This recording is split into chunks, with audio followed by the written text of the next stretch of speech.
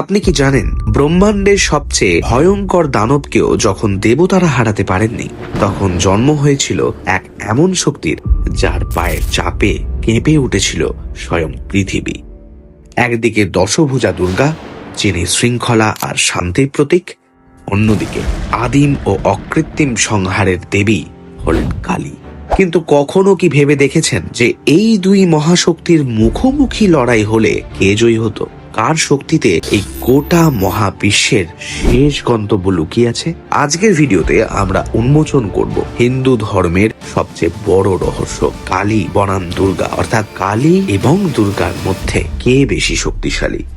নমস্কার বন্ধুরা, দেবদেবীর শক্তির তুলনা করা আমাদের মতন এই সাধারণ মানুষের পক্ষে দুঃসাধ্য ব্যাপার। তবুও আমাদের মনে সবসময় কৌতূহল থাকে। আজ আমরা কোনো কাল্পনিক যুদ্ধের গল্প নয়, বরং পুরাণের দর্শন এবং শাস্ত্রের পাতায় এই দুই মহাশক্তির স্বরূপ বিশ্লেষণ করব। তাই ভিডিওটি শেষ পর্যন্ত দেখুন, কারণ শেষের দিকে আমরা এমন এক তাত্ত্বিক সত্য জানাবো যা আপনার দৃষ্টিভঙ্গি বদলে দেবে।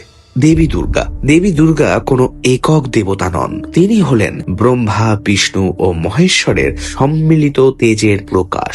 দুর্গার যুদ্ধের একটি নীতি আছে। তিনি মহিষাসুরকে বধ করেন পৃথিবীকে নিয়ম আর শৃঙ্খলার মধ্যে ফিরিয়ে আনতে। তিনি দেবতাদের থেকে প্রাপ্ত 10টি প্রধান অস্ত্রে সজ্জিত, অর্থাৎ তিনি বাহ্যিক এবং শারীরিক শক্তির চূড়ান্ত রূপ। কিন্তু অপরদিকে দেবী কালীর জন্ম দুর্গার কপাল থেকে। যখন দেবী দুর্গার ক্রোধ তার নিয়ন্ত্রণের বাইরে চলে যায়, তখনই জন্ম নেন দেবী কালী।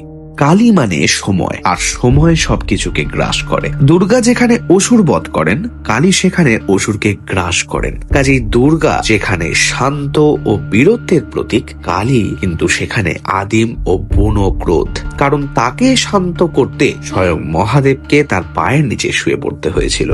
চলুন দেখি শাস্ত্র কি বলছে। শাস্ত্র মতে এই তুলনাটি আসলে শক্তির পরিমাণের নয়, বরং শক্তির প্রকাশের। দেবী দুর্গা হলেন সগুণ শক্তি, যিনি নিয়ম ও রূপের মাধ্যমে কাজ করেন। আর দেবী কালী হলেন নির্গুণ বা আদ্যা শক্তি, যা আদি ও অনন্ত। তন্ত্র সাধকদের মতে দেবী কালী হলেন শক্তির মূল উৎস, যার থেকে দুর্গার উৎপত্তি। তাই পরম শক্তির বিচারে দেবী কালীকে অনেক সময় উপরের স্তরে রাখা হয়, কারণ তিনি ধ্বংসের পর নতুন সৃষ্টির পথ প্রশস্ত করেন। এতক্ষণের আলোচনায় হয়তো আপনার মনে হতেই পারে কালী শ্রেষ্ঠ বা দুর্গাই অজেয়, কিন্তু ভেবে দেখুন তো, আলো ছাড়া কি অন্ধকারের অস্তিত্ব আছে? কিংবা সৃষ্টি ছাড়া কি ধ্বংসের কোনো মানে হয়? পুরাণের পাতায় দুর্গা আর কালী কোনো আলাদা চরিত্র নন, তারা আসলেই আমাদেরই ভেতরের দুটো সত্তা।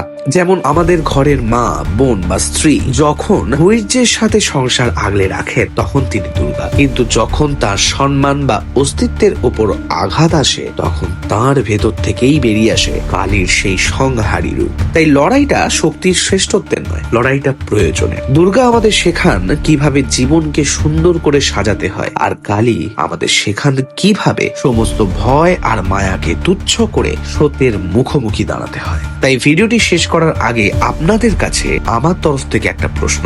আপনার জীবনের কোনো কঠিন সময় আপনি কার শক্তির বেশি প্রয়োজন বোধ করেছিলেন? দুর্গার ধৈর্য নাকি কালীর নির্ভীক জেদ? আপনার জীবনের সেই গল্পটি বা আপনার ভাবনাটি নিচের কমেন্ট বক্সে অবশ্যই শেয়ার করুন। আপনার একটি কমেন্ট হয়তো অন্য কাউকে শক্তি যোগাতে পারে। তাই ভিডিওটিতে ভালো লাগলে লাইক করুন এবং এই মহাজাগতিক রহস্য সবার সাথে শেয়ার করতে ভুলবেন না। আর হিন্দু পুরাণের এমন আরো রোমাঞ্চকর তথ্য জানতে এখনই সাবস্ক্রাইব করে বেল আইকনটি প্রেস করুন। দেখা হচ্ছে পরবর্তী কোনো ভিডিওতে। ততক্ষণের জন্য সকলে ভালো থাকুন, সুস্থ থাকুন, আর কমেন্টে লিখুন জয় মা আদ্যা শক্তি।